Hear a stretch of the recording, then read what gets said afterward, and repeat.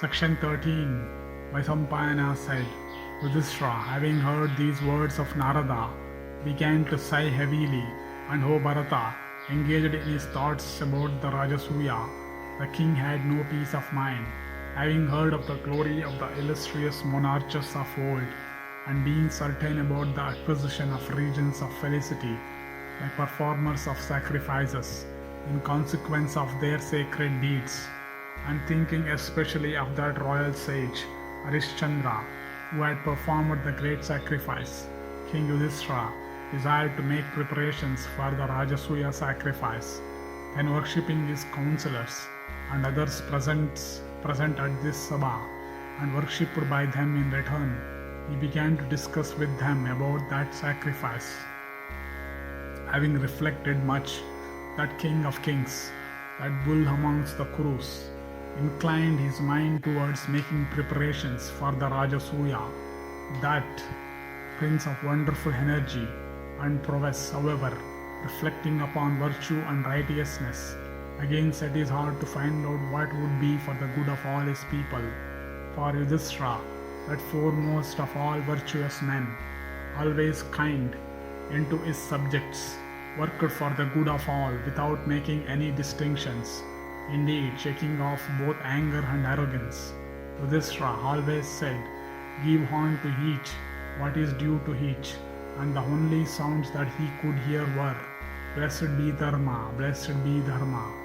Yudhisthira, conducting himself thus, and giving paternal assurance to everybody, there was none in the kingdom who entertained any hostile feelings towards him. He therefore came to be called Ajatashatru, one with no enemy at all. The king cherished everyone as belonging to his family, and Bhima ruled over all justly.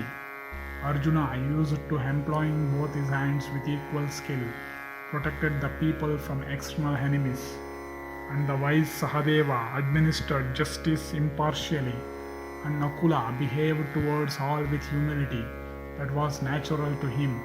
Owing to all this, the kingdom became free from disputes and fear of every kind, and all the people became attentive to their respective occupations.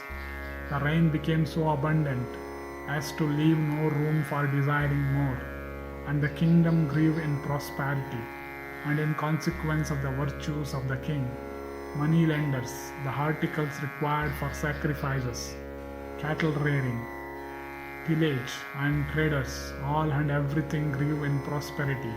Indeed, during the reign of Yudhisthira, who was ever devoted to truth, there was no extortion, no stringent realization of arrears of rent, no fear of disease, of fire, or of death by poisoning, and incantations in the kingdom. It was never heard at that time that thieves or cheats or royal favorites ever behaved wrongfully towards the king or towards one another amongst themselves. Kings conquired on the 6 occasions of war, treaty, or won't want to wait upon him in order to do good unto the monarch and worship him ever, while the traders of different classes came to pay him the taxes leviable on their respective occupations. And accordingly, during the reign of Yudhisthira, who was ever devoted to virtue, his dominion grew in prosperity. Indeed, the prosperity of the kingdom was increased not by these alone, but even by persons wedded to voluptuousness and indulging in all luxuries to their fill. And the king of kings, Yudhisthira, whose sway extended over all, was possessed of every accomplishment, and bore everything with patience. And O king, whatever countries the celebrated and illustrious monarch conquired, the people everywhere, from Brahmanas to swains, were all more attached to him than to their own fathers and mothers. Vaisampayana said, King Yudhisthira, then that foremost of speakers, summoning together his counselors and brothers, and asked them repeatedly about the Rajasuya sacrifice. Those ministers in a body, thus asked by the wise Yudhisthira, desirous of performing the sacrifice, and told him these words of grave import. One already in possession of a kingdom desireth all the attributes of an emperor by means of that sacrifice which aided the king in acquiring the attributes of Varuna. O Prince of Kuru race, thy friends think that as thou art worthy of the attributes of an emperor, the time is even come for thee for the performance of the Rajasuya sacrifice, the time for the performance of that sacrifice, in which rishis of austere vows kindle 6 fires with mantras of the Samaveda, is come for thee in consequence of thy Kshatriya positions.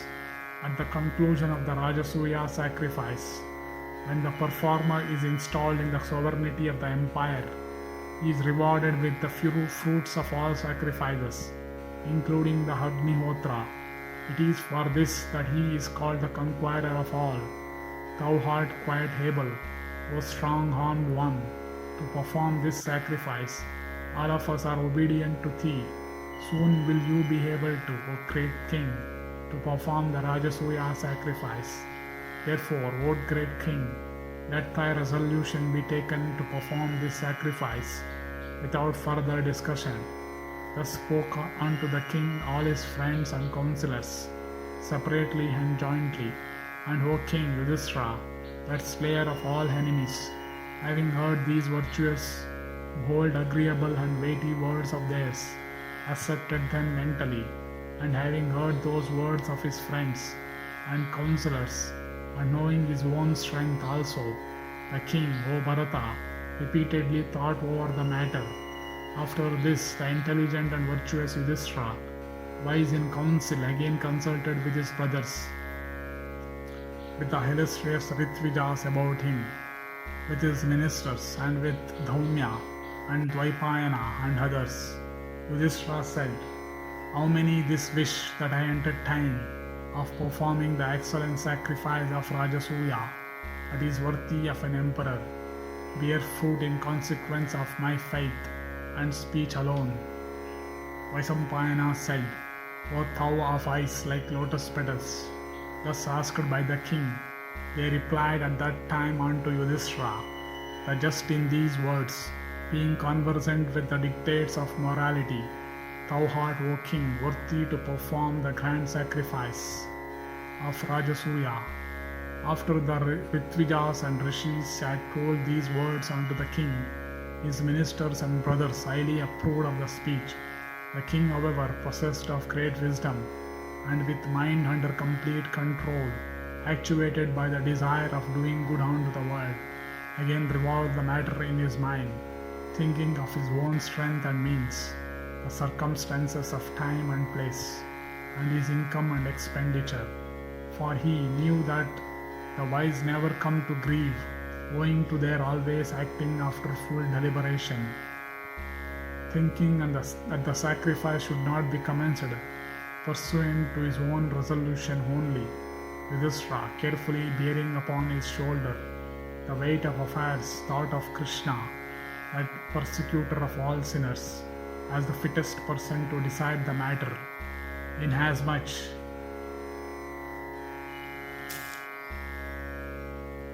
as he knew him to be the foremost of all persons, possessed of immeasurable energy, strong-armed, without birth, but born amongst men from will alone.